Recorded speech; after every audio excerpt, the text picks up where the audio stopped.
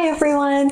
Today's video is going to be about the 3 positive and 3 adverse types of school cultures based on the 3D school culture model. Understanding these types of school cultures is really helpful for administrators so they can quickly identify root causes to issues and how to overcome them. If you haven't seen my video on the 3D school culture model, I'll give a brief overview so you can better understand the types of cultures that we're going to get into today. I created the model to be able to explain the dimensions that are necessary for a positive school culture. So the first dimension is personal leadership pillars. The pillars are decision-making, workflow, fulfillment, and continued learning. And really, as administrators, it's essential that we're continuing to refine our leadership because we want to support a positive school environment, not be an inhibitor of it. The second dimension is current state insights. This is all about understanding the needs and experiences of the school's community. Knowing our community intimately really allows us to create systems and processes that can cater specifically to their needs.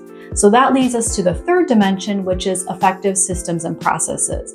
This is all about the micro and macro workflow structures that are present within a school, and it can range from communication structures to different types of student supports. And this is arguably the most important dimension of the 3. Ensuring that your school has efficient and effective systems and processes is really vital for the longevity of a positive school culture. If you want to learn more or reference the 3D school culture model, I'll put a link in the description to my video that goes into the model in more detail. Let's start with the 3 types of adverse school cultures. The first one is an outdated culture. This culture is related to the current state insights dimension. So when you don't have current state insights, it results in an outdated culture. This often looks like a resistance to change, lack of innovation. It could also look like the hierarchy structures in the school are very rigid. A key indicator of an outdated culture is actually when there's a big disconnect between what the administrator thinks is happening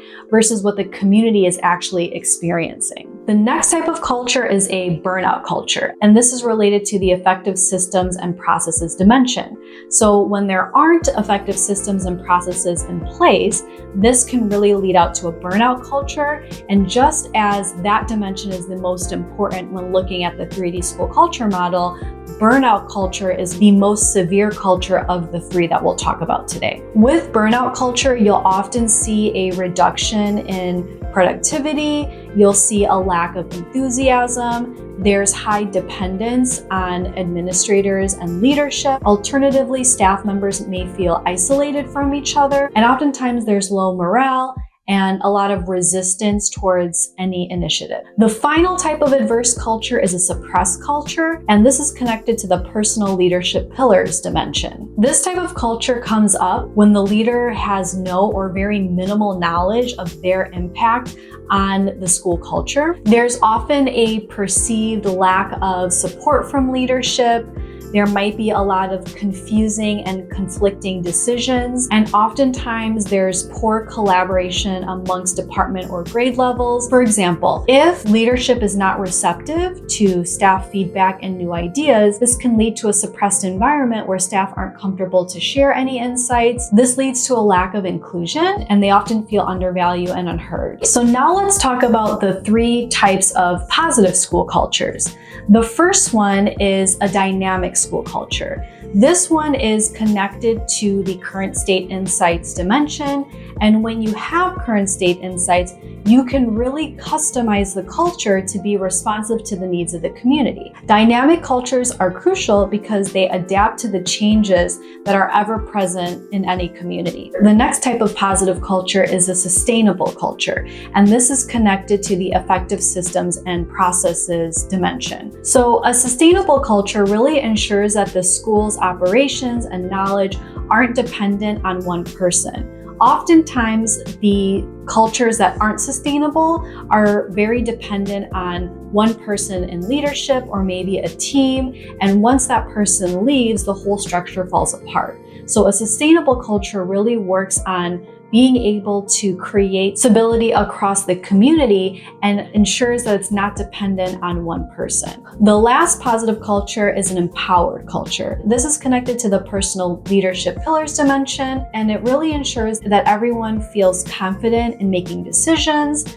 They feel heard and valued by administration, and they also feel comfortable to express all facets of their identity. In an empowered culture, you'll see that there will be an increase in initiative, more collaboration, and also deeper alignment to the school's mission and vision. It's important to note that schools will often have elements of all 6 of these different cultures.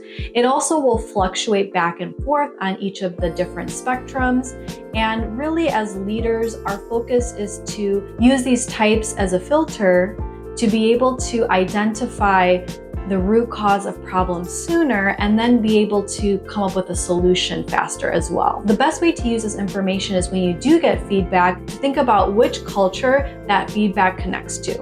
Once you know what culture it connects to, then you can go back to the 3D school culture model and reflect on that particular dimension to then be able to make a customized solution. So there you have it. Those are all of the types of school cultures. I hope that you found the video helpful. If you want to learn more about the 3D school culture model, you can get my on-demand free Boost Your School Culture workshop, which I'll put in the video description below. I would love to hear your thoughts about these 3 different types of cultures. Thank you for watching, and I hope you experience the joy of doing something you love today. Bye.